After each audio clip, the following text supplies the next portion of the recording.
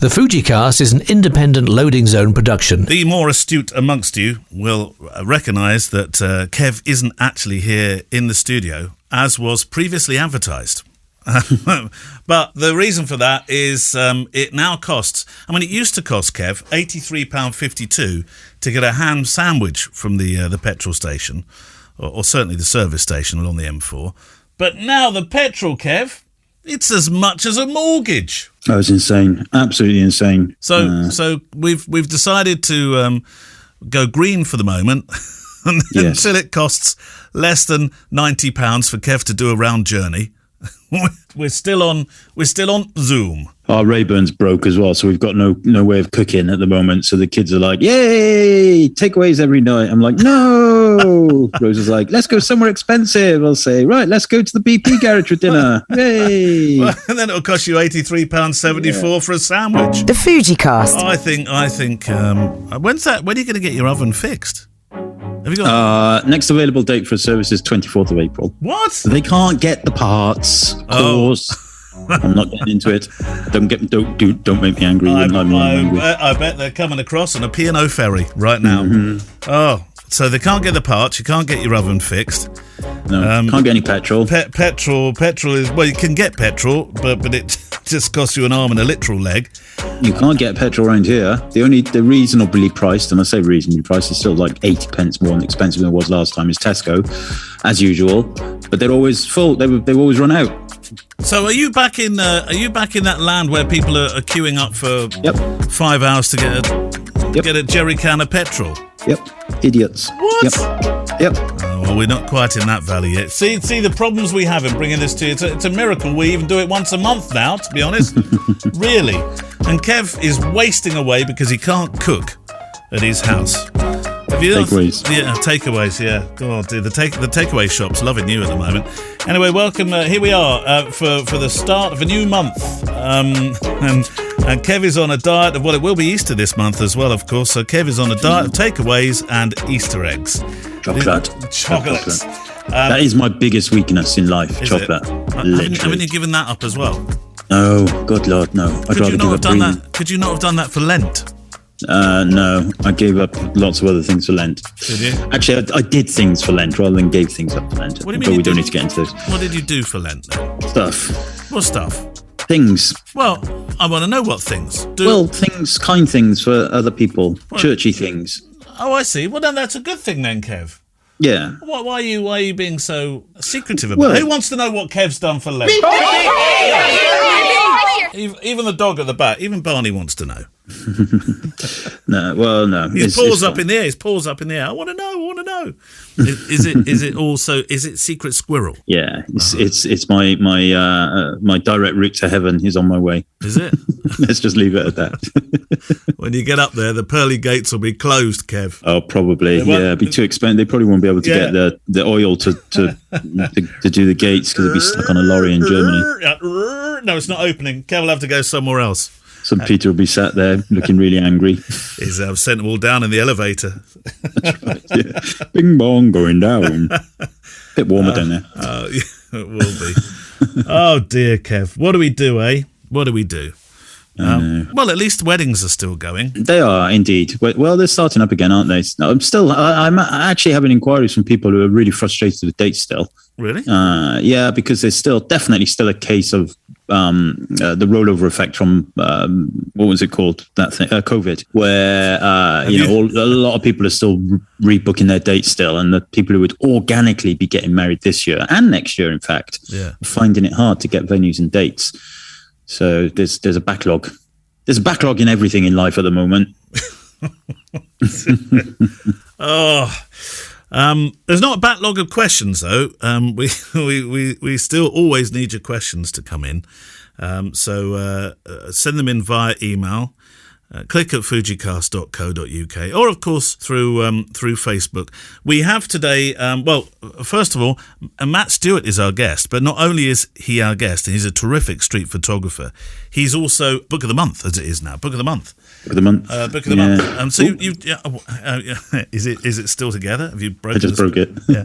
So we've got Matt Stuart as a book and Matt Stuart as a guest, and we have some bump to the fronts to do in a moment, and a special announcement of our first outside broadcast, our first meetup since all this madness happened exactly 2 years ago. Indeed. And we do have a couple, I'll do that now while I'm thinking about it, a couple of new patrons to say thank you very much to.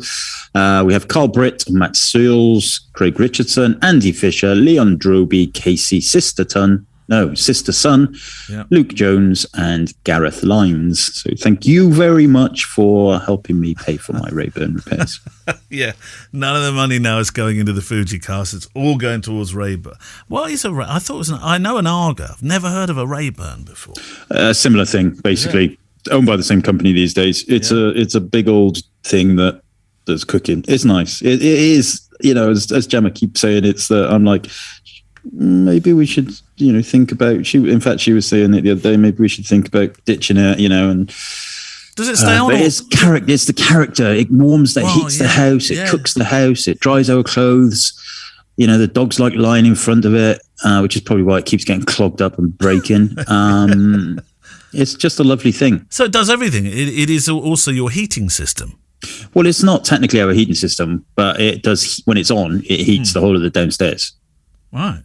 We do have radiators and stuff, but I haven't switched radiators. No, the kids, I've just bought them a new coat. They can go to bed in a coat. We've been thinking about buying one of those log burners.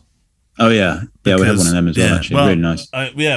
We use gas and electricity, and since that's become the most expensive thing to have, we were thinking of just chopping down a few of our trees and burning that for the winter. Well, yeah. Speak to me when the time comes. Because log burning is not a cheap exercise either. You have to do it to get the right logs, right time of the year, all that kind of stuff. Oh no, that means somebody's going to make some money on logs, doesn't it? Oh yeah. The price of logs went right up when fuel went up because everybody thought, we'll start burning logs instead. So they all went up as well. Well, next door I've got so many surplus trees. I thought of going next door one night in the night and chopping one of their trees down.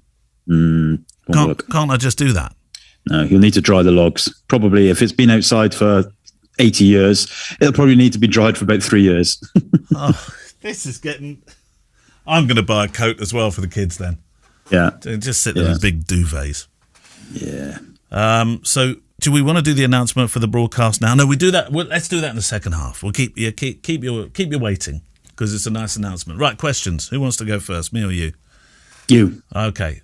This is from Jody Curcillo. Hello to you both. Love the show. I'm shooting and loving black and white.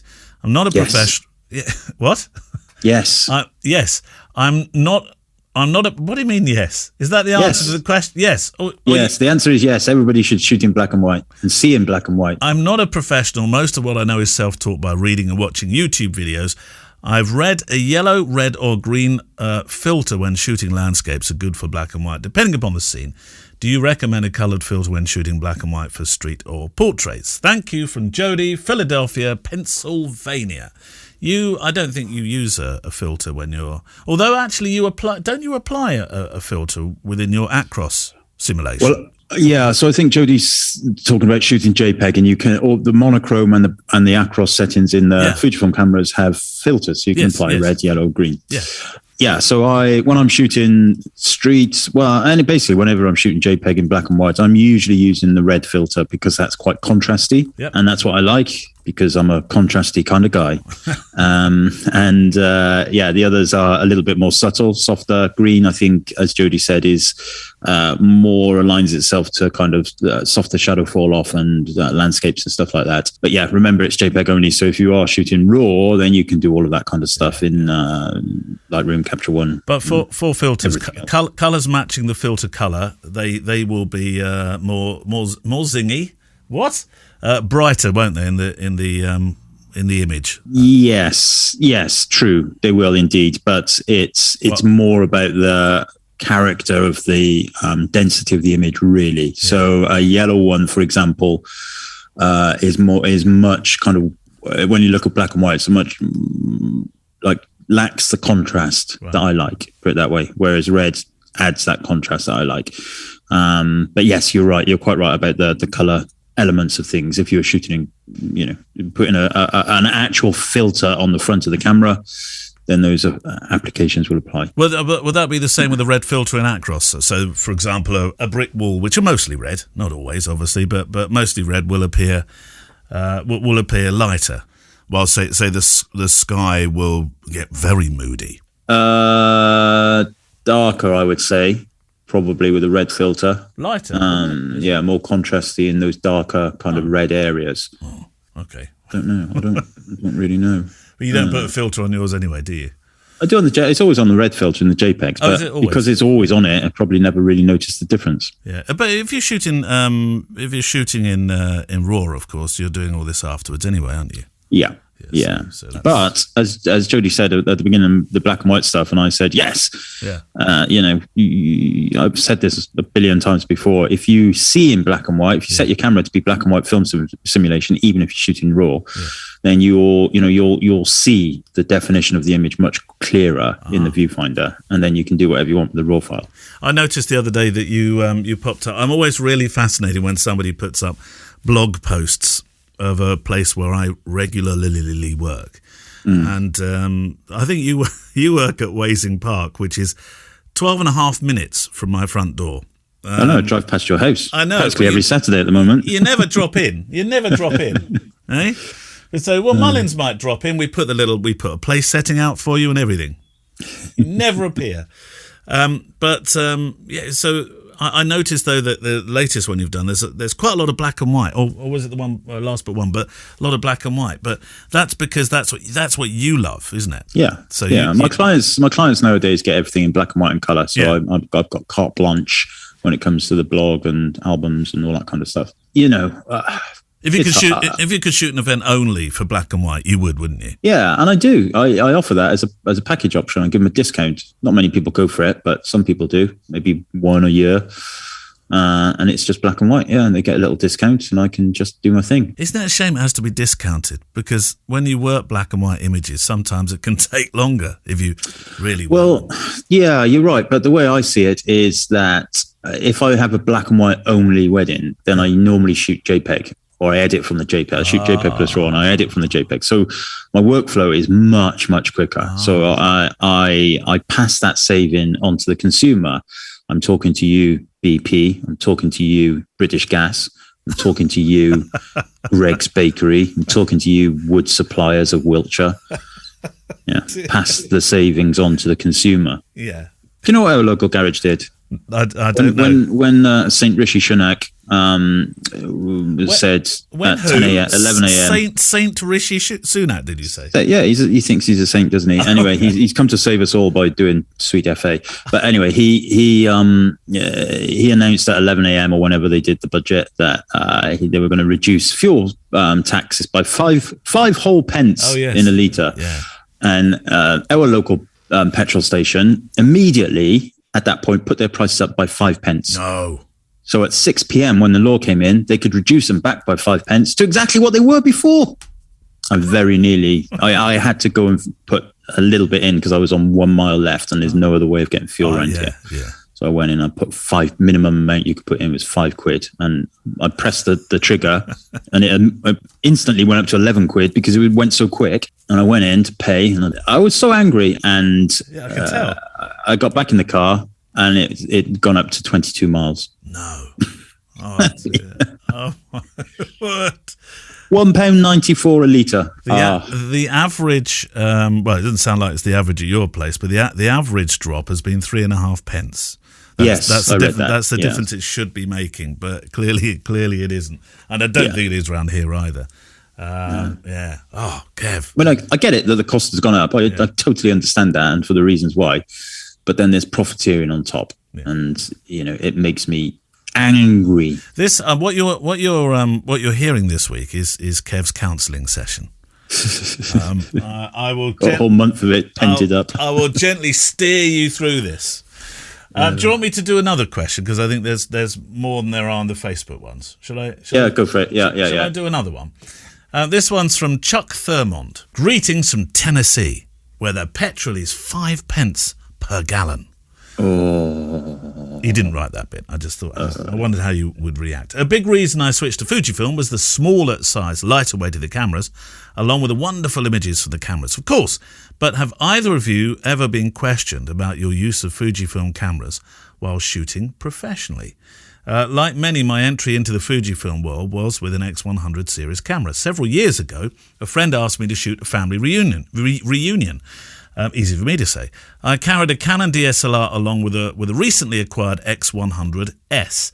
As the afternoon went on, I found myself using the Fujifilm more and more, and the images it produced were excellent. But I did get some questioning looks and a couple of inquiries about that little camera. Compared to the Canon, the X100S looked like a Kodak Instamatic from the 1970s. But after viewing the images on the LCD screen, those with worries about the little Fuji were content. And they were well pleased once they received prints from the event. Since then, I've owned several more Fujifilm cameras and on occasion have had to explain to somebody that smaller mirrorless cameras can do the job, you know. Have either of you faced similar questions? I did ad-lib a little bit there, about your Fujifilm gear. Perhaps from a client who was expecting a professional like you to be carrying a battleship-sized DSLR. Chuck Thurman, who has a PS, but we'll add that bit on in a moment. I think we've both had that, haven't we? I don't think I ever did, to be honest with you. I do remember that being a question that a lot of other photographers were asking right at the beginning in the early days. And it was always from photographers. But I don't recall ever a client questioning my equipment that I'm using. Surely you've had somebody sidle up to you and say, "Whoa, what are you using there?" That happens. That happens with guests, but I've never had a client, kind of think or say, they may have thought it, but I wouldn't have known it. But nobody has ever said to me, not once, even back in the early days when I was using the X100 and the X Pro 1, it just never happened. But I had that question many, many times from photographers. Yeah, I had it on a few video shoots when I've done commercial stuff, because I used to use a C100 quite a lot. Because of the advantage of being able to plug the XLR cables in and run your sound at the same time. It was always a massive advantage to be able to use balanced sound going into a camera. But then when I swapped to, it would have been an XT, would it be a 2 or 3? I can't remember when I swapped fully. Then the XH1. And I did get a few questions from two clients in particular, who were fine about it because the end product, when they received it, no probs. They couldn't tell the difference. It was a bit more of a pain in post-production for sound, I'll admit, because I had to use, pluralize to sync the sound in the images. But apart from that, no, I never questioned at weddings. I think now it's different also because, everything is smaller now, even like Nikon, Canon, they've all got smaller DSLRs. Yeah. I mean, not most, but a lot of professional video guys will be using Sony systems. Yes. They're all small now. It's certainly not a thing now, and it was never really a thing in the past. I noticed today, actually, as we record this, Fujifilm have announced some firmware updates to enable the Tascam XLR feed into the X-T4. Oh, good. And I've got one of them on order, those Tascams. It's stuck in Germany at the minute. Stand by, everybody, stand by. But yes, so there was a whole raft of firmware updates today, Fujifilm cameras, by the way. So check your firmware updates, everybody. But I'm looking forward to that ability to stick a XLR into my X-T4. I wonder what's going to happen though, because it will still then go into the camera unbalanced. I'm not sure it does. I read something about it being very funky, technically funky. Well, I wonder how that happens without the fairies. Is that how it happens? Yeah, is that fairies? Those fairies pedal very fast. Right. Okay. When you've got two fairies, one from Fujifilm, one from Tascam, pedaling on the same bicycle, magic happens. Yeah. All right. Well, there we go. There's your technical answer. Who needs YouTube when you got Kev? He had a PS here. Kevin, I live near the cave that Johnny Cash supposedly visited in the late 60s. As the story goes, he was battling drugs, alcohol and despair, and he entered the cave intent on, oh blimey, this is dark, on dying, but eventually he emerged a changed man. I'd invite you to visit that site next time you're in the States, but the cave was partially flooded following the construction of a hydroelectric dam. It's been closed to boaters in recent years to protect a colony of bats from disease. What's this story going? Oh, well, says Chuck. So he'd like you to go there, but you can't, Kev. Yeah, no, I know that story, and I would. Well, that's Gemma and I and the kids were talking the other day. We went out for Mother's Day, and we ended up chatting about what we might do for my 50th birthday. Oh, right, okay. And one of the options was to go to the cave where Johnny Cash. Yeah, well, all of that. Yeah, right. All those different things. Yeah. You're not battling alcohol and despair any longer, though. Right? Well, you have got an element. I'm battling despair every day of the life. Yeah, yeah. Not alcohol though. No. Yeah, you won't. Yeah. By then, you might have to swim to America, I'm afraid. Sounds like it. Or dress up as a bat. So thank you. Right, your question, Kev. Okay, first question, latest question in the Facebook group. As Neil said, there's many ways you can get questions to us in the Facebook group. If you're not a member, just search for FujiCast, and there is a pin thread, questions for the show. All those questions get put on the show. You can also send an email, as Neil said, click at fujicast.co.uk, or you can go to the website and fill in the contact form. And while you're at the website, you can take a look at the videos page if you so wish, where I'm curating lots and lots of cool online videos for you to watch. And Patreon, of course. Patrons get bumped to the front. Did we do the bump to the front? Did we not do them? We talked about it and then didn't do it. So should we do it? Yeah. Okay. Let's do this one first, and then we'll do the patron promise. Chris J. Guy. How cool is that name? Chris J. Guy. I want to be called Chris J. Guy. Hello, boys. Neil, this is for you. Do you still make your famous photo films? The last one on your YouTube channel is from 4 years ago, and I'm curious to see if and how they have evolved. Okay, well, number one, yes, I do. Yes, I do still make them. In fact, I'm 3 behind at the moment. I've been a bit delayed. I don't know why, Kev. I was getting very fussy about how I'm making them, it seems. So I do still make them. As for YouTube, I don't really upload those to YouTube. I suppose I could do, and there'll be loads of content going in there. But I've loaded a few up there, and then I sort of came away from loading them to YouTube. But yes, I do still do them. Well, I think people would like to see more of them. Well, I do apologise. I'll try and keep up with it. Yes. I'll pull me finger out, as they say in Gran Britannia. I must also pull my finger out when it comes to Instagram as well, because 2 years ago, I stopped posting to my wedding Instagram. Just stopped, Kev. I had this thing about, nobody wants to know about weddings and stuff. And I never got back into the habit. And then the other day you said to me that marketing forces have changed dramatically, and that many of your bookings now come through Instagram. Yeah. Yes. Sorry. Gemma just sent me a picture of our meter readings at home. Oh no! Hold on, Kev. Hold on. Warning! This could set Kev off. I don't know about you, but our house electricity, we have electricity and gas through the same provider. We do. 76% ours went up, or will go up on the 1st of April. Did you fix yours, by the way? Can I just check? Did you fix your... Well, yeah, it's fixed for, I think, a year. I went on U-Switch and they said, there's no point changing. That's the best one you can do, really. Right, okay.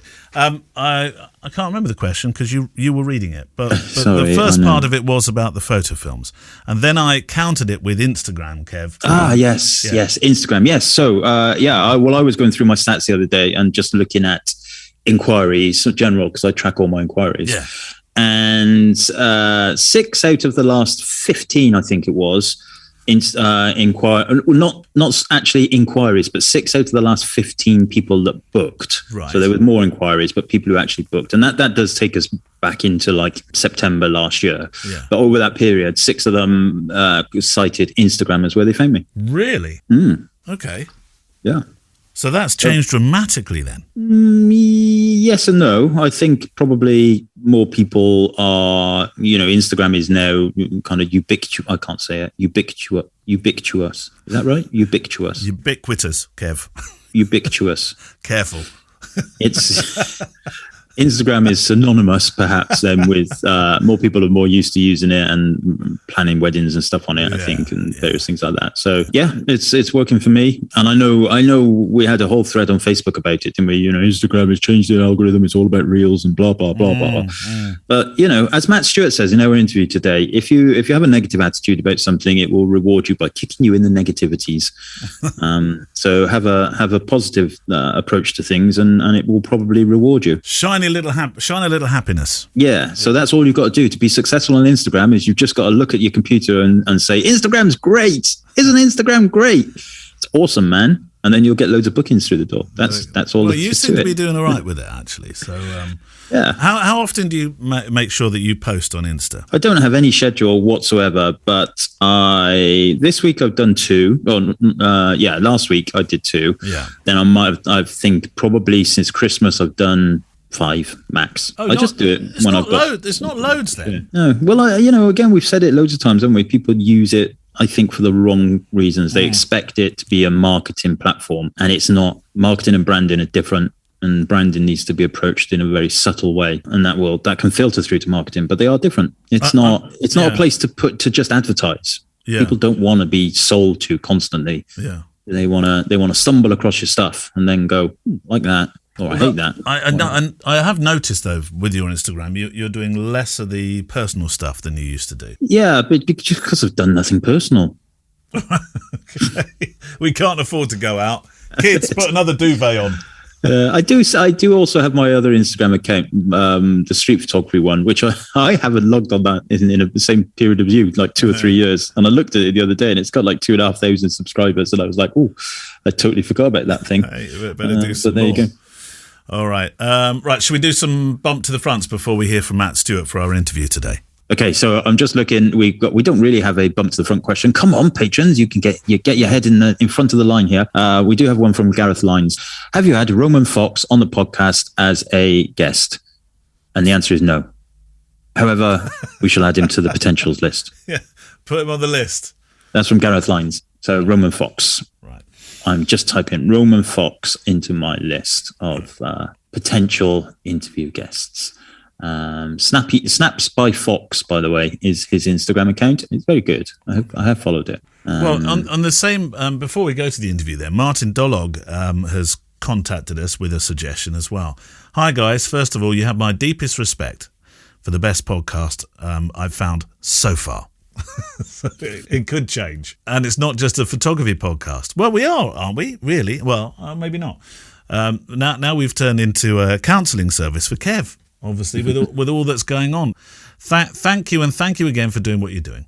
A friend of mine from Czechia recommended me 2 diaries from Josef Kadelka. Have you got diaries? I'm not sure. I don't think I have. It's a book that's not available in English yet. I knew this photographer existed before, but reading his diary, I realised how unique his life is. What a man, what a human being, what a life. Look him up. I think he's still alive, most likely not willing to chat with you two. But no, Kadelka. Yeah, I mean, obviously we know about Kadelka a lot, and he's great. But yeah, I don't think I have that book. I like that. Not willing to chat with you two. I didn't read the rest, but I will with you two wedding photographers. But if you could get him to talk, that would be something. Martin from Slovakia. Well, when we interviewed David Hearn, yes, he talked a lot about Kadelka and he's friends with him and stuff. And we did have an off-air conversation. And he said, yeah, he doesn't get out too much now and do stuff. But yeah, old gentleman. Yeah. But yes, we are very aware. We've had him as a book of the week, surely. Yes. Yeah, we have. Yeah. Definitely. Yeah, several times, I think. Right, interview. We've got Matt Stuart this week. Now, is Matt a friend of yours? No, I've never met Matt before. I've been to talks that he's done. I've seen him on the streets photographing while I've been out and photographing. But no. I mean, I would like to think that he would, buy me a coffee, sort of thing, and I would buy him a coffee too. But yeah, I wouldn't say friends is the word to use. I mean, street work is just phenomenal. His timing seems to be. In my mind, he is the probably the definition of kind of modern, quirky, successful street photography. There's no cliches in his work. It's just phenomenal. And he alludes to the element of it's hard in the interview, and people often think that people like Matt will just go out and get an award-winning picture straight away. Not the way. But yeah, probably in my mind the best active street photographer right now that I know of. Today we have Matt Stuart, street photographer that many of you will be aware of because we've spoken about him many times on the podcast. So thanks, Matt, and welcome to the show. Thank you very much for having me, Kevin. The first thing I wanted to just quickly mention is most of your work that people will be familiar with is the streets of London, but you're no longer there. You're in Amsterdam. How's that going? It's going really well. Well, I mean, I left in February 2020, which was a month before the pandemic hit. So it's been obviously a strange time, but very good. It's nice to have a new territory, new place to photograph. I'm very much into photographing where I live. And so having lived in London all of my life, moving to the Netherlands and having, where I live change has been really inspiring. Completely different sort of beat here. It's very different territory, but I'm enjoying it, and I'm enjoying the change. And I'm also, in the nicest possible way, enjoying not being in England while the Conservatives are in charge. Yeah, well, yes. I mean, being in Britain at the moment is a little bit like, it seems to be going backwards rather than forwards for sure. So I would say, I'm looking at your bio now on your website, by the way, and there's a lovely paragraph. It says, I can't hide behind lights and technology. I'm reliant on a small camera, patience, and lots of optimism. But what I get in return is the chance to make an honest picture that people know immediately as a genuine moment and which hopefully burrows deep into their memories. I think that's beautiful. And I think that probably sums up your photography, for me at least. I've been a huge fan of your work. And I think if I was to use one word to describe your photos, it might not be the word you would use, but I would say quirky. Is that appropriate, do you think? Yeah, I mean, quirky's fine. I think a lot of the pictures people take reflect their personalities and who they are. And I'm reasonably sort of open, positive, maybe quirky as well. And so, yeah, the pictures definitely resemble me. I think I'm looking at your Instagram reel now, and the last but one image is one that you shot. This, I'm not sure if this is from the archives or whether this is a recent trip to London, but it's the one titled About Avoidance. And so for people, I really recommend you go to the Instagram feed for Matt. And it's a brilliant picture. It's this scene in, looks like it's on outside Bank of England. Yep. And you've got these doctors and stuff in the background, and you've made a point of avoiding those because they're cliche. And I think this image really is just a typical Matt Stuart picture. Do you want to explain a little bit more about how that come about and why I think this is a typical Matt Stuart picture? Well, it was taken a while back. It's not that new, but it's one of the things. I mean, I have lots of friends, and I've really been in this sort of game for a long time. And one of my friends is Joel Meyerowitz, who's a sort of mentor and big sort of inspiration. But one of the things that we spoke about a long time ago, and something that he talks about, is sort of finding the that main ingredient to a photograph, and then almost rejecting it, sticking it to the side, or putting it out of the middle of the frame. And this is one of those instances. And I remember seeing these, they look like nurses or doctors or surgeons, I don't know what they are, but they're sitting on the step, all in their scrubs with their, purple hats and red shoes, and they're reading newspapers. And I remember thinking, wow, that's kind of very odd and strange. But then having that sort of conversation with Joel ringing in my ears and saying, okay, well, let's reject them. Let's stick them over there, and almost make them just another point of interest within the frame. And then standing back, I saw a man who was asleep on the bench. And it was interesting because actually I find sleeping in public is a very, you have to be quite confident or inebriated to do it, because you do sort of leave yourself quite exposed, especially in a city or a busy town. And this man I would say he's sort of slumped, and he's definitely not drunk. He's been reading a book, but he's just decided to crash out, which I think is, for me, I think is interesting, or at least it's not ordinary. It's something different. And so he was sort of a nice extra ingredient. And then, as I pressed the button to take the photograph, a man walked past, but did that photo duck. The thing that I'm sure you've had it. People. It's actually, someone should do a book on them, but just people who really want to not be in the photograph or are being extremely polite. But he did one of those things where he just ducked out of the way. But luckily for me, I managed to keep him in, and he seemed like a reasonably interesting character as well. So it has 3 layers as a photograph, and the main the main reason that I stopped to take the picture has been rejected and put at the far end of the frame.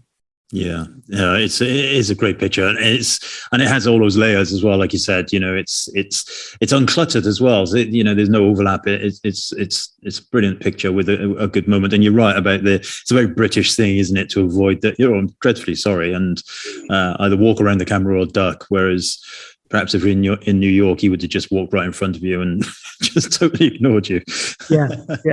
No, so it's those kind of little happy accidents that happen, I think, are really important. And it is also, when you're in that moment, I think we must remind ourselves to actually press the button and don't think, oh my God, they're in the way of my picture. Think, no, take it. That's important. Yeah, I totally agree. And, it may not be, I often say to people, a benign picture today might be a powerful picture next week. And I think that's really true. And, if somebody goes to your website and they look at that, they just click on photographs, they see all of your iconic photos, many of which were taken in London. And the first one that pops up is one of my favorites with the gentleman with the umbrella, and that kind of hooked nose at the bus stop. Yeah. Now, I've always wanted to ask you this question: is that something that unfolded in front of you? Was that something you saw from a distance? Were you concentrating on something else? Is it a happy little accident, as you just said? How did that happen? Yeah. No. The in that picture, there's a lady standing on the bench, and she was the thing that actually stopped me. And I remember at the time, it reminded me of a Gus Powell picture, who's one of my friends. And it was like, it's similar to one of his. And anyway, so I stopped and started photographing her. And then this old gentleman just turned up, looked down the street. It was obviously taken in the evening because the light shines down Oxford Street from the top of Marble Arch down. And he's shielding his eyes, trying to see when the next bus is coming, and he was there. I would have thought for maybe a minute or two doing that, and because of, I presume, the sun heading straight down into his face, he didn't really know what I was doing. So I was just stood there photographing him and the lady on the bench for a minute or two, and it was handy that he was like that for such a long time, because to spread the elements within that frame, it took maybe 10 to 15 shots, and only one of them worked, which was that one. The lady who in the yellow shoes who's walking across the frame was important. The people on the left-hand side were important. So all of those characters were important, and it took a while to get that right. So yeah, it was just one of those kind of quite nice situations where you can spend a bit of time with the main subject doing something slightly strange, and it gives you time to arrange the elements. Yeah, it's brilliant. When you go out shooting, whether that's here or in Amsterdam or anywhere in the world, I suppose, do you go out with an ambition to look for something? Do you have a theme in mind, or is it literally the light's good at this time of day, I'm off with my camera and see what happens?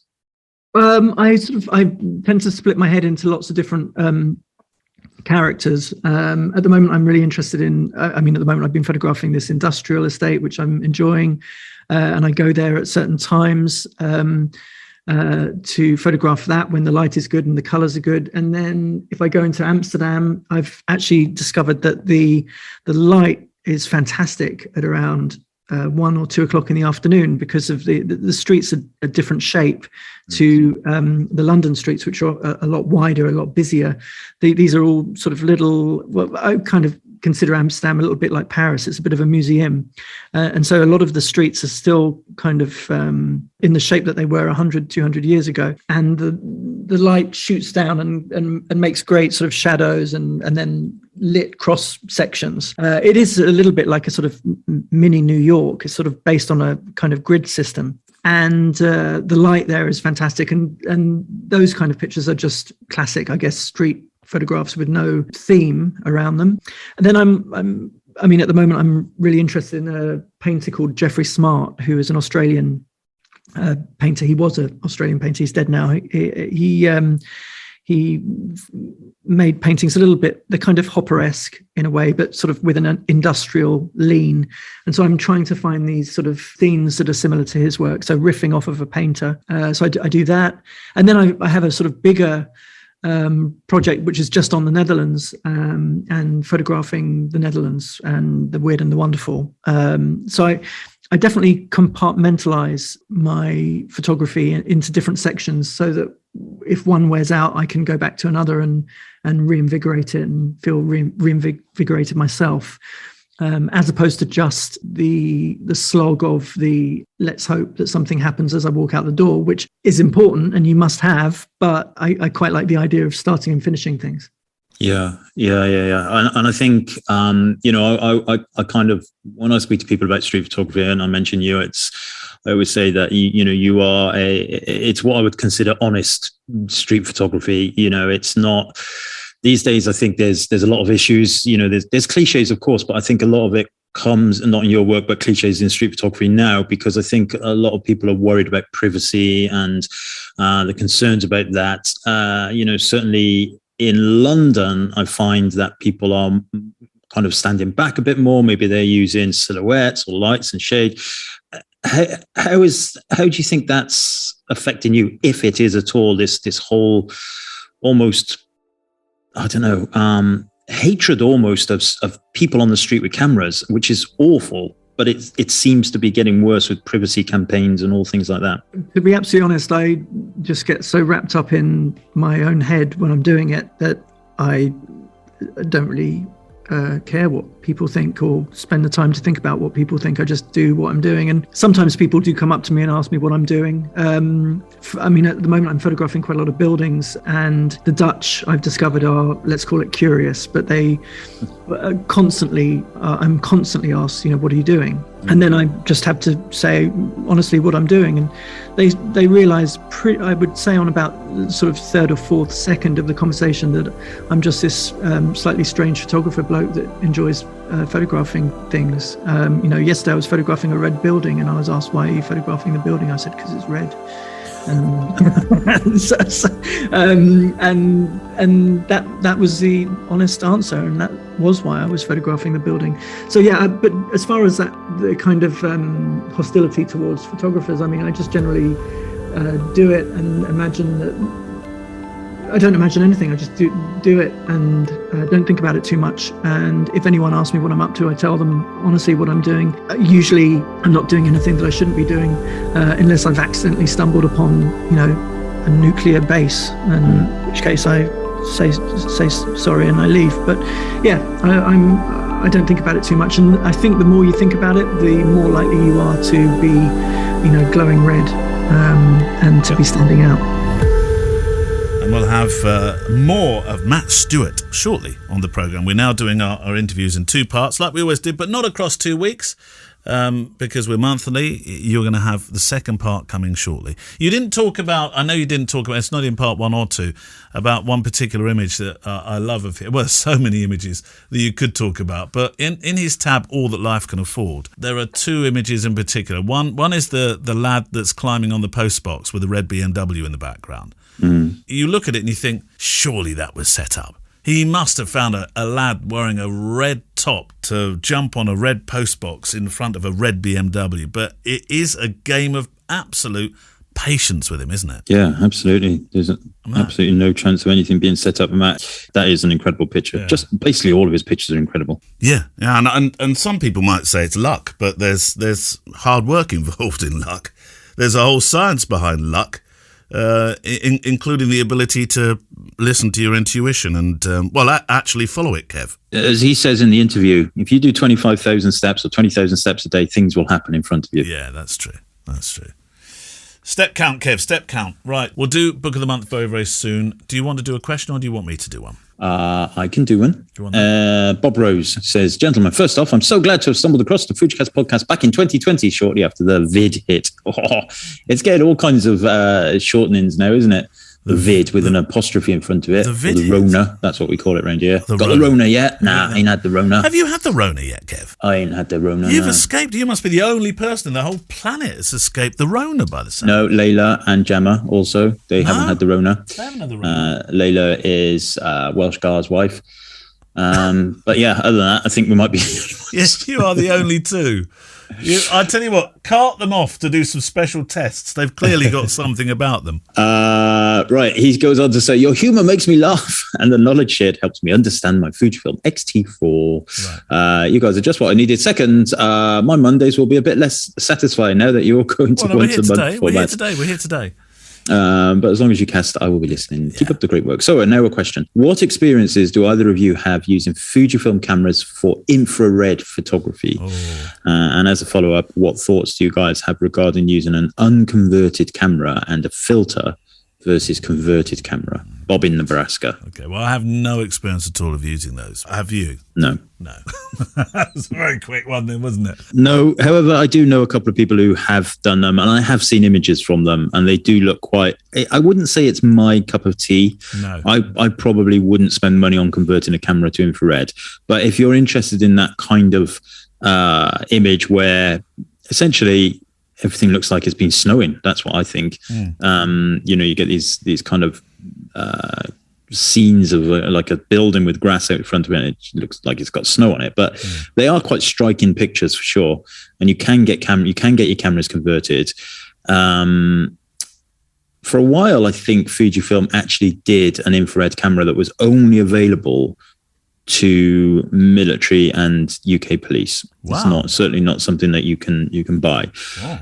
But you can get your cameras converted, and yeah, there is a button in Photoshop you can press infrared. You've never been tempted? Nah, not really. You're not very much into the cotton wool water scenes either, are you?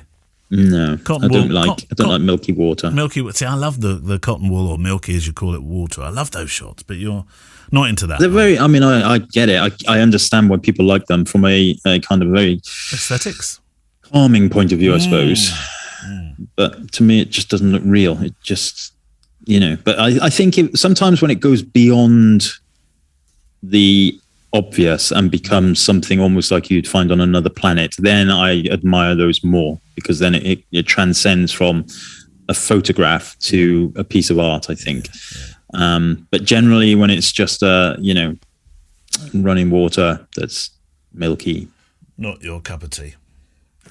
Not really, I'm afraid. Okay. I don't even have milk in my tea either, so there you go. We can't afford it now, Kev. No. That's how much is a pint of milk?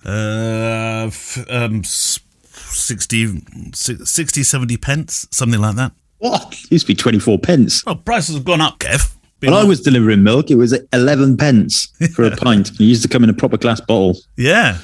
Oh, yeah. But when was the last time you bought milk? I don't know. I wouldn't have a clue how much a pint of milk is, I have to say. Right, okay.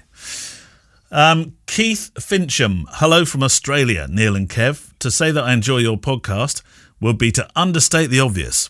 I've followed you, Kev, since the start. Oh, watch out, you've got a stalker. I love my Fujifilm cameras and hope you lads or one of the expert community you move in might be able to answer. A few days ago, I went on a photo shoot outing with a camera club I joined here in Brisbane, or Brizzy, they call it Brizzy, don't they?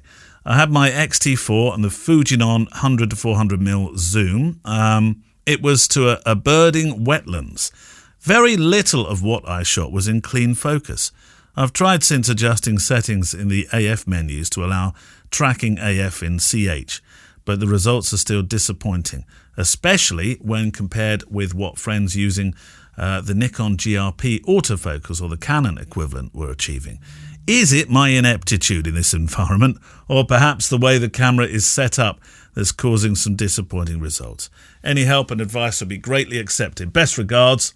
You are always... What? You are always part of my retirement day.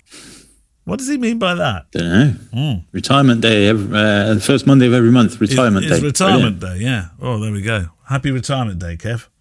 Yeah. It felt like retirement day for the last 2 years at times. Well, I mean, it's hard. It's very hard to say because we don't know necessarily what was being taken pictures of, how fast they were moving, all of that kind of stuff. But the thing to remember, if you're using CH and continuous focus, is that you have to half depress the shutter to start acquiring the focus. And then when a focus is acquired, then kaplunk it down. Kaplunk! And keep it kaplunked down for it to do the tracking. So yeah, that's possibly what's not working. But yeah, it shouldn't be any... I mean, X-T4 is a fantastic camera autofocus speed, so there shouldn't be any issues whatsoever with it. But yeah, I mean, it does depend somewhat on what you're trying to photograph. Yeah. Are we blaming Keith here? No, not directly, just perhaps a misunderstanding of continuous focus, which is very easy to do. But yeah, I suspect it's something to do with that. Just get used to the way that works, that operates. I mean, if you really want to test whether your camera or your lens is faulty, then take a photo of a solid object on your desk and check the focus there. And then if it's still continuously out of focus, which it should really not be because you don't have to do lens adjustments or calibrations, then there's something wrong down the line. But more than likely, it's probably the implementation, let's say, of continuous focus. Right. Facebook. Let's have a Facebook, and then we'll have the second part of Matt Stuart. Okay, I'm having to go quite a way up the list 4 weeks ago. So, Albert of Villaroman says, what do you think of the Leica look? Is it real or just a term some Leica owners use to describe the images produced by the digital cameras or lenses? Do they only apply to Leica lenses, or are they also produced by other camera or by the camera sensors? P.S. He's just trying to justify his Leica gear purchase. I think there's a thing such as the Leica look, but then I also think there's a thing such as the Canon look and the Nikon look and the Fujifilm look. When do you think those looks are most? I mean, I think certainly with Canon, with my experience of them, it would be the color rendition. Now you can honestly I can look at a Canon and a Fuji image that I've made and tell the difference between the two. Mm-hmm. So there's a Canon look and there's a Fujifilm. When I look at your images, your wonderful images in the blog for the weddings recently, I know that they're shot with a Fujifilm camera. I know you do a little bit of treatment on them as well, but there's definitely a look, a feeling. Yeah, I think all sensors cameras have a particular look, don't they? And, ultimately, it will come down to a combination of the lens as well as the camera you're using. Like a camera, of course, full frame. If you're using one of the Summicron lenses, it's going to look slightly different. Yeah, people talk about the optics being the difference, don't they? So this Leica glow that seems to be talked about in the forums. Maybe that's the difference, Kev. So maybe it does exist. Yeah, I mean, I think there is a thing such as the Leica look, but I think it's churlish to believe that only Leica has a particular look. All cameras have a particular look. Yeah. For example, iPhones or any phone, they all produce amazing images, but you can easily tell when you're looking at the artificial bokeh that they're on a phone. Could you tell the difference between one that your is taken and an iPhone then, do you think? Yeah, because the one on the Huawei probably wouldn't be trying to make me subscribe to something else and take all money out of my back pocket and refuse to give me a plug and charge me. You see, I noticed that they made some new iMacs or Mac Airs or Mac something or others, which look very good actually. Yeah. They have SSDs in them, which you can actually get to, but you can't replace them. They've got a software lock on it, so you can't actually replace it. I'm telling you now, they need to look at what happened to IBM. IBM proprietary went bust. Stop taking the fool out of people. I thought there was praise coming then, Kev. Done. Right. Do you think we'll ever get sponsored by Apple? No, I think the likelihood is 0 to nothing. I just, honestly, I think they make beautiful things. But why not? Why? For the love of the money, what it is for the love of the money, why treat people so badly? I've never felt treated badly. I've been an Apple you user buy one for of these new years. fly-in iMac things Right. and decide that your SSD isn't quite big enough when you purchase it, and you think, I don't want to pay their extra $2,000 for an extra 500 gig SSD. What I'll do is I'll replace it. So you get it home, you unscrew it, you remove all of the fittings, you replace it, and then a software thing comes up and says, you replace this SSD, you can only use official Apple SSDs, your computer will no longer work. Yeah, but Kev, that's the engine. I mean, you didn't drive your Kia home and think, I know what, I can't afford a Mercedes, so I'll get the Kia home and just buy a new engine from Mercedes, stick it in, and it'll drive like a Merc. Oh, the bits don't fit, and the engine management is saying, excuse me. No. Ever been frustrated by a lightning plug port that doesn't fit in anything else that's ever been invented in the entire world? No, because I have loads of adapters, Kev, that all cost Exactly. £60. But also, Kev, seriously, it is a bit of a Windows disease, isn't it? That you lot like to take your computers apart and tune them. You're a tune-up demon, you are. But But no, you're right about PCs as well. I just wish everybody went USB-C. Like, just everything in the entire world of everything just went USB-C. Yeah, well, that's like everything. One hole for everything. Yeah, with that pun, that's like everything to do with chargers, etc., isn't it? I wish everything was the same charger. But it's not. Environmental savings. I know. I mean, huge, and it's nothing. That's not just Apple. That's all the different manufacturers of all the different machines that eventually use a Windows system. So it is everybody, but it's mostly Apple. But it's not else mostly Apple at all. Right, okay. Let's hear the second part. Rescue, second part of our interview with, I think you've now titled him as one of the world's, if not the world's finest documentary street photographer at the moment. In my mind, he is, absolutely. This is Matt Stuart. A lot of people who listen to the podcast are professional photographers in some ways, wedding photographers, portrait, all that kind of stuff. But most of them are, they love street photography, and I know that for a fact because we do photo walks and all that kind of stuff. And I think a question that we get asked a lot is how could you make a living from something like this? So my question to you, without kind of giving away any of your secrets or anything like that, but is how do you pay the bills? Where does presumably you get commissions and various other things, and it's not just a case of taking pictures and putting them on your website and hope people buy prints. No, yeah, it's I would say it's a constant hustle, and you have to diversify as a photographer. You have to. I think you do need to draw a line as to what you will and won't do.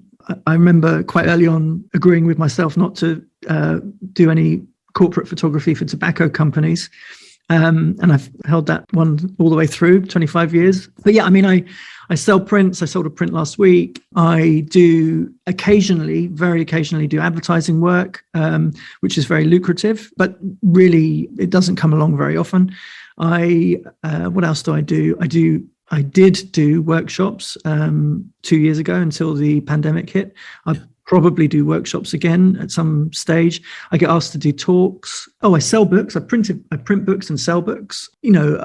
If someone wanted a portrait or something like that done, I got an email yesterday to do an album cover for a band, and I don't really know if I do album covers or not, but I can maybe give it a go and see what's that like. But I would just say it's a constant hustle. You need to think, okay, you sort of draw photography as a graph, and then you need to put different lines out saying print sales, corporate work, commissioned work, charity work, making a book, selling a book, making a mag, selling a mag, doing a workshop, doing a lecture, blah, blah, blah.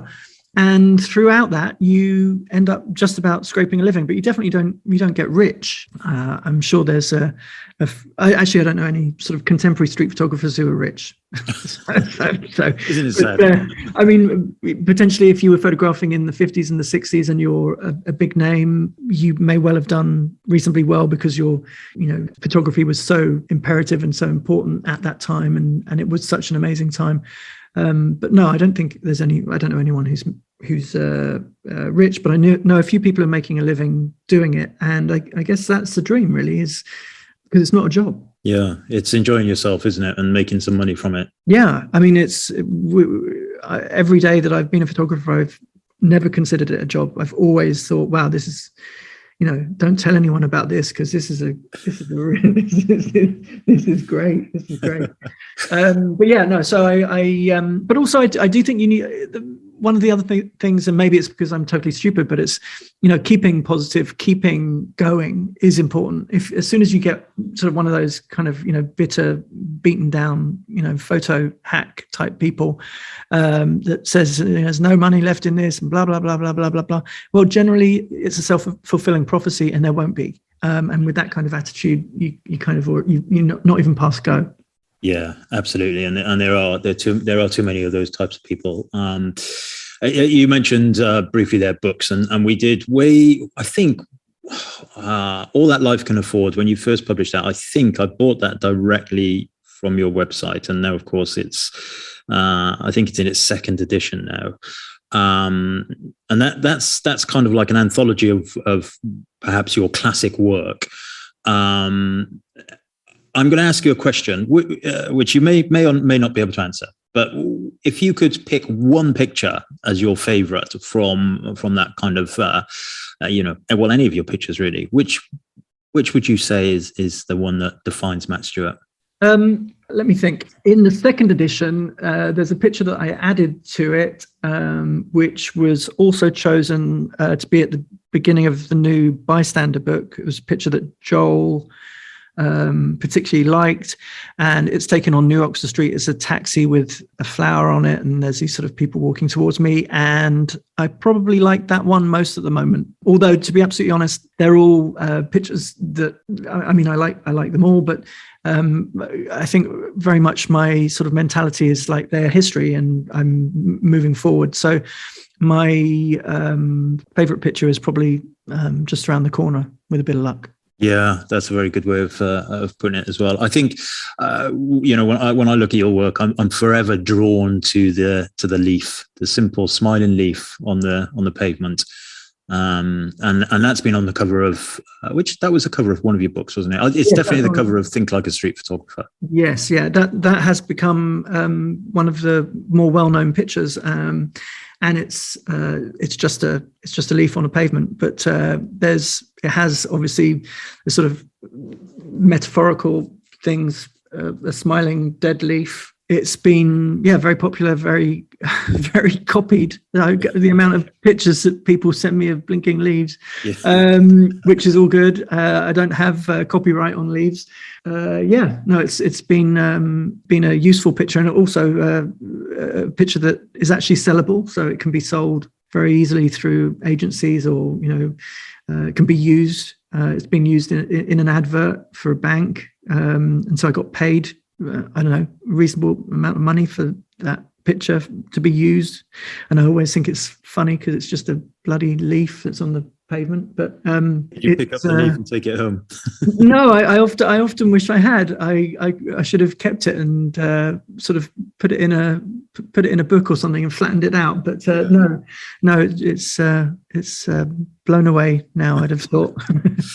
So on that kind of point, I mentioned it earlier that I think that your work is honest. It's true to life. There's no overt editing or anything like that with it. What's your kind of go-to if you're going out into Amsterdam this afternoon? What's going to go in your camera bag? Oh, in my camera bag. At the moment, it will be a medium format digital camera, which I'm using and I'm enjoying. And that's Fuji GFX 100S. And I also have my Leica M10, which I'm very happy with. And sometimes I'll take a Sony A7R IV. And anything else I can pick up. My iPhone often, I use my iPhone quite a lot just to remember GPS. So I photograph something in order to remember how to get back to it. And then I'll use Sunseeker at the same time just to work out where the light will be when I want it to be there. And so I use the iPhone quite a lot just to sort of make notes. And I go back to places quite a lot and stand there at the right time. Yeah. Good. The GFX 100S is a wonderful camera, isn't it? A little bit amazing. Yeah, it's a little bit chunky, but beautiful images. It's not even that chunky. It's definitely heavier, but the lens is great. The quality of the files is extraordinary. It's very different to the street camera that I use a lot, i.e. the Leica, in that I sort of tend to stand back more with it. I don't use it to get too close to people. Yeah. Okay, so I'm going to ask you whether you have any in your mind ready to go tips for street photographers. What just maybe 2 or 3 top tips from Matt to enhance your street photography. 20,000 steps a day. Mm-hmm. That's the first one. Yep. Good shoes then. So yeah, you need some good shoes, but 20,000 steps a day is something that I've been trying to do every day. And it's more for mental health in a way, just getting out and walking, and then there's a, dash health, but just in order to keep fit, not get depressed. Photography is a sort of generally a solitary activity, and it can lead you to getting down in the dumps. And I think if it's a good day, get out and go walking reasonably far, stay healthy. And in doing that, you stay awake. I would say, seize the day, appreciate the day. Don't go out there thinking it's going to be shit, because if you go out there thinking it's going to be shit, it generally is. Yeah. And shit generally doesn't associate very well with good photographs.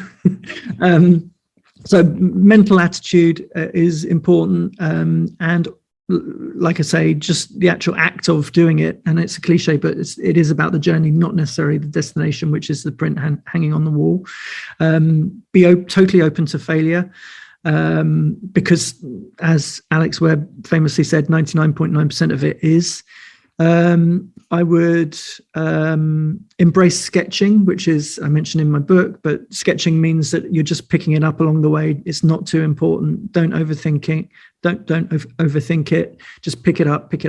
And eventually, when you've done enough sketching, the Mona Lisa will turn up. And because if you're not sketching, i.e. stretching, you will be cold on your feet when Mona Lisa turns up, and you won't be ready. Also, don't have any shame. Don't worry about kneeling in the middle of the road photographing a piece of chewing gum. So what? It's like, don't worry about it too much, and you're not going to offend anyone. And people are probably just going to do that walk around, and that's all good. So yeah, I wouldn't be embarrassed. The more you're embarrassed, or the more you're worried, or the more you think you're doing something wrong, generally, the more likely you are to be have problems. Yeah, good advice. Okay, one final question, which I always ask people, is if you could shoot for one day with one other photographer, either dead or alive, and I'm gonna disclude Joel Meyerowitz, because I know that you've done that regularly. Who would it be, and why? Well, I guess the easy answer would probably be Gary Winogrand, although with that wish, I mean, maybe like Robert Frank in 1958, that would be fun. Gary Winogrand in 1964 would be amazing, because I don't think anyone came back with as many good pictures in 6 months in photography. I mean, he was on fire in 1964. And yeah, I'm trying to think of anyone else. Maybe it would have just been interesting to have gone and hung out with, Vivian Mayer, or definitely Helen Levitt, see how she operated. Vivian Mayer, just to find out whether she'd be happy with the way her work has been used. But no, I probably would say Gary Winogrand. Yeah, Gary Winogrand, good choice. That's great. It's good just hearing your mind ticking over there with those names, and it's clear that you're a student of photography as well, which I think is really important to us all, really, rather than just kind of going out with our cameras and assuming that we're going to get something. So Matt, that's been brilliant. Thank you so much. Where can people find you, buy your prints? And you mentioned workshops that are not going on at the moment, but presumably there's links and various things like that. Yeah, sure. So my Instagram's Matt, MATTU1. My website's mattstuart.com. You can buy books and prints through that at the Plague Press website, which is my publishing house. At some point, I'll start doing workshops again, probably September, October, probably in Europe. I envisage going back to America and doing a book on California at some point. And so that's another box in my sort of head of things that I need to complete. And podcasts and things like that. My website's just recently been updated, so quite a lot of information there. And that's that. And maybe just bump into you in Amsterdam or London and have a coffee. Now, thanks to Matt Stuart. We'll have more Matt shortly, not in terms of an interview, but within the Book of the Month feature. So, in that we're monthly at the moment, while we catch our breath from the last few years, with, of course, some specials in the planning too, you might want to make sure you get your Mullins fix each week with his radio show, which is on incapablestaircase.com. If you haven't listened yet, it's Thursdays at 5:30 p.m. Country Boyo, aka our Mullins, will delve deep into classic and contemporary country, folk roots and acoustic music. Taking trips down memory lane on the way, it's Kev on the radio every Thursday.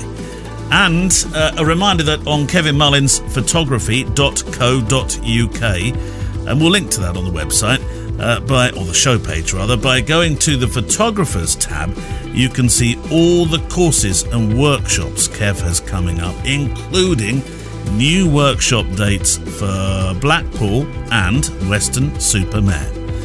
And then after today's show, if you want more on the podcast stage, Photography Daily has a new short assignments show of a Monday. Today, your assignment is set by YouTuber Sean Tucker. Then on Friday, we go on the photo walk, as always, with a mailbag and inspiration from special guests, including this week an interview with Magnum's Alec Soth. You know, we all talk about digital photography and how there are too many pictures in the world, and there've always been too many pictures in the world. It's one shouldn't think of it that way. And I had this epiphany at some point of an analogy that photographs are like flowers, and no one complains that there are too many flowers in the world. That's Photography Daily, wherever you get your podcasts, or through the website photographydaily.show. Now, we teased you earlier with some news about an upcoming outside broadcast. The last time we did one, Kev, was literally about a month, maybe a month and a bit, but not much further before the world closed down. Well, for us, that was the 23rd of March 2020, wasn't it, when we were told to stay indoors. But the month previous to that, we'd had a big do at the House of Photography. And at the time, we were there were these we were gently talking about whether we'd all be closing down. Everybody was going, no, that won't happen. It'll be all right. And then, obviously, what happened in history happened.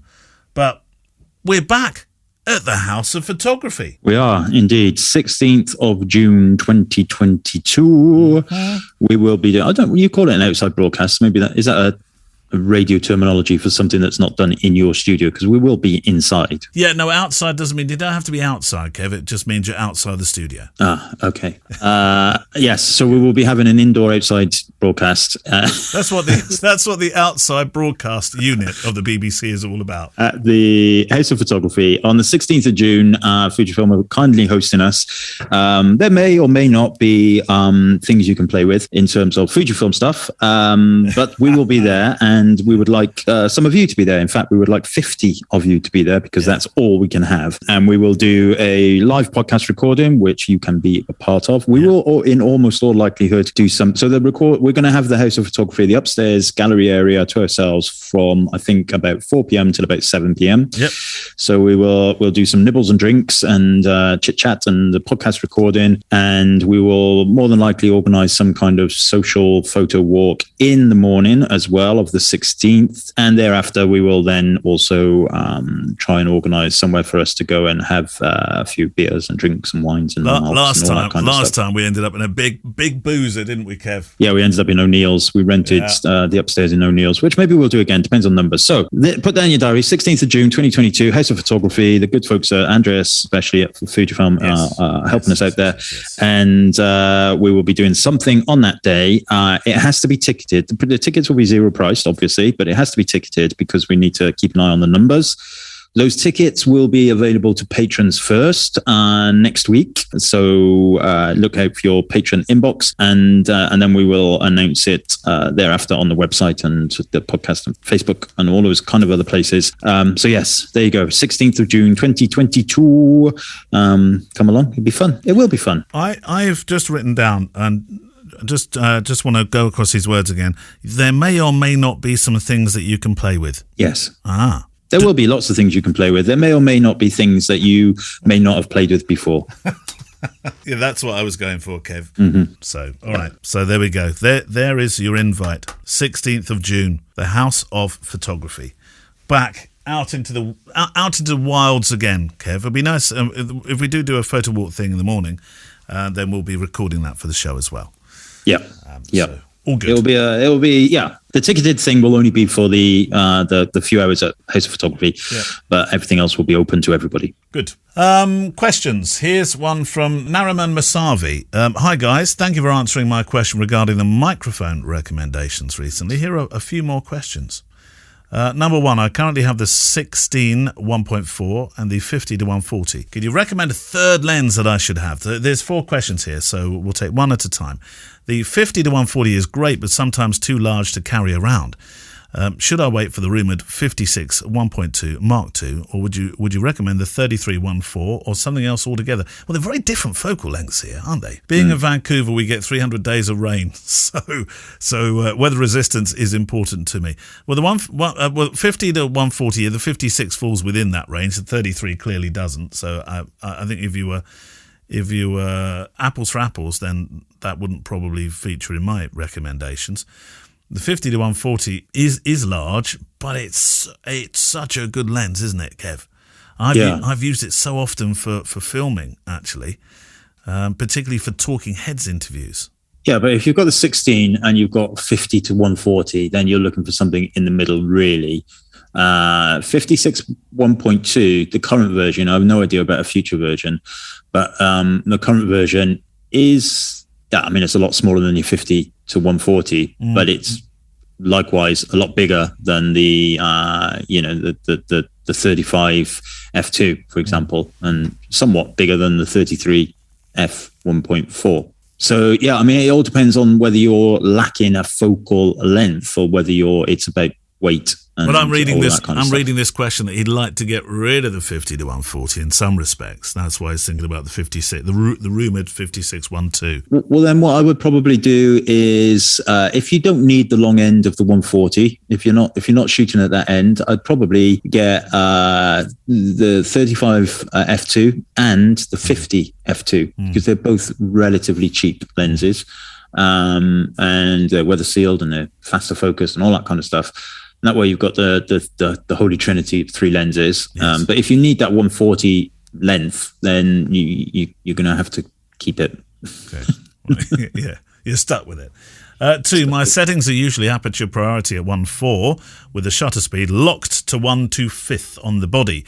But when I do this, the exposure lock function no longer works.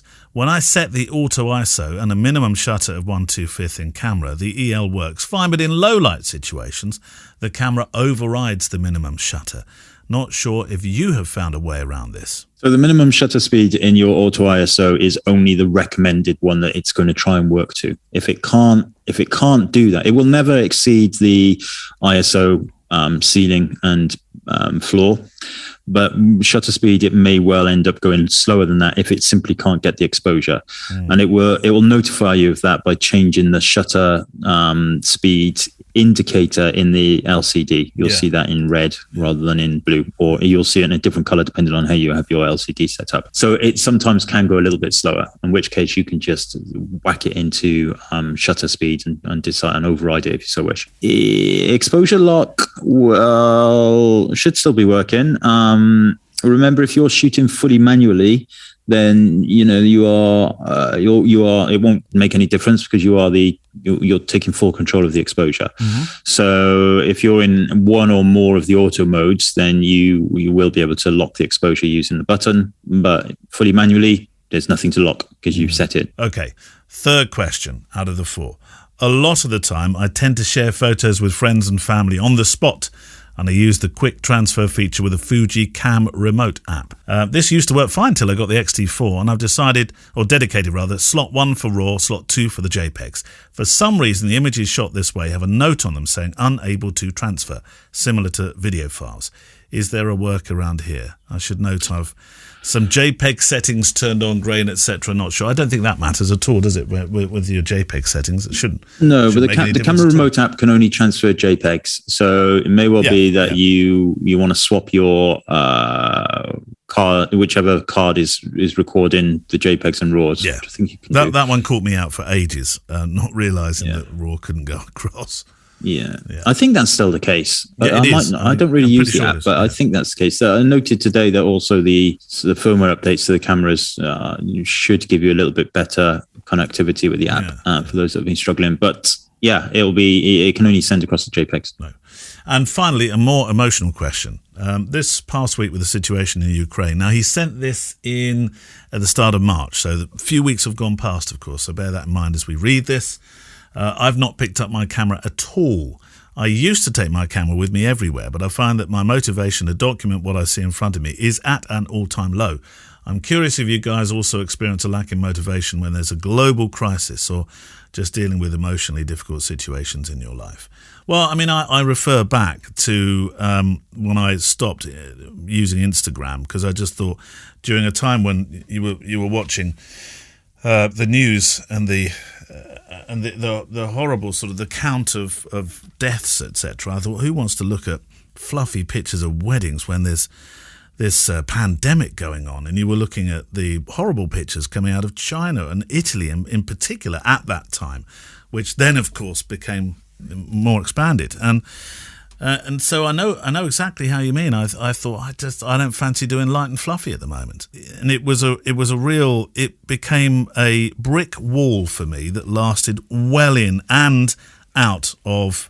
And I appreciate at the same time that not everybody is out of COVID in quite the same manner as the UK. We're not out of it either. It's just that we're tackling it in a different way. But that was an emotional thing that I felt, Kev. Yeah, I think anything that has an impact on your life, whether it's that or whether it's, a bad foot, whatever, anything that's impacting your life can affect your motivation and physical ability to do something. And I think we were all... Yeah, I mean, I remember during the lockdown, I was in awe of the people who managed to, take the amazing pictures at home and all that kind of stuff. And I just didn't. I took a few, but I just didn't have the inclination to do it. I was too busy worrying about business and all that kind of stuff. So yeah, I mean, things have impacts for sure, and you have to deal with it in your own merry way. Well, I think for people that have shot in particular parts of the world where what's going on in Ukraine has happened, I know through speaking to them personally that they find it often very hard to get back to doing, if you want to use the word normal kind of social and documentary stuff when they come back to the UK, for example. I think that's difficult for some people, and I appreciate why it's difficult. So, interesting one. The emotional changes that happen when you make pictures. Thank you, Nariman. Right, book of the month, Kev. We are returning to Matt Stuart. We are indeed. Think like a street photographer, Matt Stuart. which is a book I've had for a while, and I thought it was apposite to use it on today's Book of the Month feature. So from the blurb on the back, it says, street photography may often look like luck, but there are a number of ways to stack the odds in your favor to help you come back with a keeper. From understanding how to be invisible on a busy street to discovering opportunities in the chaos of a crowd, Matt Stuart reveals the hard-won skills and secrets that have led to his best photographs. It's a little book, so and I think it's purposely designed that way so you can stick it in your camera bag when you go out on the streets. The foreword is by Darren Brown, the magician. Oh, really? Yeah, I think it's brilliant. There's a lovely, it's a great actually forward, but like he says, a magician cajoles us into recalling the story of the trick in an edited way. Yeah. We delete certain parts of what happened, join up the wrong dots, and remember the trick as the magician wished. Likewise, a photographic moment of time lifted from the free flow of reality and presented within a frame is an exercise in preferential editing that tickles our urge to create a story from limited data. Have you ever had your urge tickled? Not of late. I think I'm too old for it. It really is a great book if you are a aspiring street photographer, or perhaps even a long in the tooth one. It's broken down into 128 bite-sized chunks. And you can just pull this out of your bag, give yourself some ideas. And for example, section 99 is engage and reward. Hook the viewer and keep them hooked. So if I go to section 99, which is chapter 16, there will be a piece of text telling us all about that idea, and also some of Matt's brilliant images to explore that further. So in this case, we have the first image is this lovely close-up image of a young lad crying in his yellow Pacamac, and then a yellow streak of paint on the street, and another kid on a toy horse in the background. There's a couple of pages of instructional text, and then there's these pullouts which are really cool as well. Try this. So on this particular case, it says, try rejecting the main action by putting it to the side of the frame. Photographers are hardwired to shoot the main action at center. Yeah. See if you can let that go.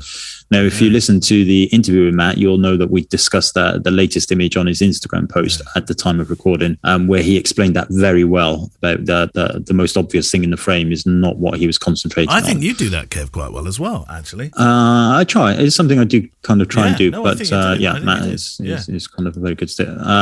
But yeah, no, it's brilliant.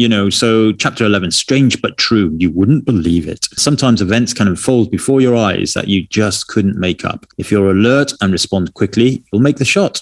Don't hang around. Take lots of exposures and check later whether you got it or not. Just take that shot. And that is that he's using that image of the red pillar box, the red car, and the boy in red to illustrate that. Yeah. Be a fortune teller. See the future before it happens. Yeah, there we go. If you're switched on an alert, you can anticipate events before they happen. With practice, you can learn to spot stories just as they appear and begin to predict how they might unfold. Now, that's something we do as wedding photographers a lot. But try this. As the American photographer Walker Evans famously said, stare, pry, listen, eavesdrop. Die knowing something. You're not here for long.